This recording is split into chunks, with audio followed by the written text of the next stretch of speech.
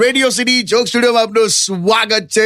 કાકા હું લા ફોન આવ્યો કાકા. ઉપાડ વેક્સિન આવી જો. દર વખતે એક જ બોલો છું. વેક્સિન આવી તો ફોન કરીને આવે યાર. ઉભારો. હેલો હાલો જીજુ છે જીજુ. હાલા હા ઓય હા જીજુ કેવું છે? કમ ફોન કર્યો લા? બસ તમને ફરી એકવાર હેપી ન્યુ યર કહેવા. એ ચાલ્યા જ કરે છે રોજ. તારું ન્યુ યર રિઝોલ્યુશન કે બધાને કઈક સંકલ્પ લીધો કે નહીં? મને ત્રાસ નહીં આપવાનો, મારે લગનની વાત નહીં કરવાની, એવું બધું કઈ હતું હશે. મેં છે ને એક સંકલ્પ એવો લીધો છે જીજુ કે હવે હું છે ને બધું પાછલું ભૂલી જવા માંગુ છું. ક્યાં બાત હે?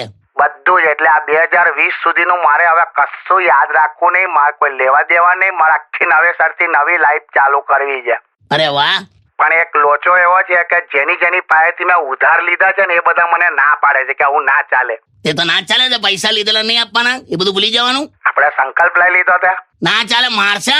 તો હું કરવાના? એટલે એકચ્યુઅલી હું થયું જીજુ, મને એ લોકોએ સપોર્ટ ના કર્યો. આ સપોર્ટ ને આ વિસ્ફોટ કહેવાય. હું કામ બધા પૈસા કરે છે.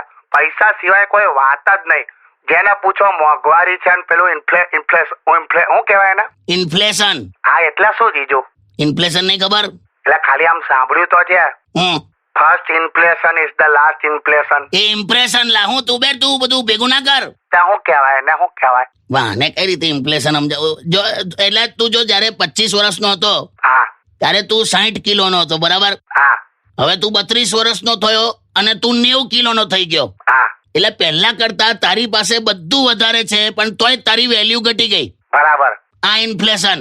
આવું કરવાનું યાર. તને બીજું કઈ રીતે સમજાવું? ચાલ હવે મૂકી દે, બીજું કઈ હોય તો બોલ. બસ જો જીજુ, મારે તો મેં 14મી ફેબ્રુઆરીની રાહ જોઉં છું, વેલેન્ટાઇન ડે. બસ તું જોયા કર રહા. મેં નક્કી કર્યું છે કે કોઈ સેટ થઈ તો ઠીક, બાકી આ વેલેન્ટાઇન વાળું ક્યાં આપણી સંસ્કૃતિ છે. બસ આવું જ વિચારીને સંતોષ રાખ. જીજુ બરાબર છે ને? આપણો એપ્રોચ બરાબર છે ને? હા એપ્રોચ બરાબર. મૂકી દે હવે. હું કરવાનું આ માણસનું મને તો કઈ ખબર જ નહીં. આ ખાલી છે ને વસ્તી ગણતરી માટે જ પેદા થયો છે, બાકી કઈ કામનો નહીં.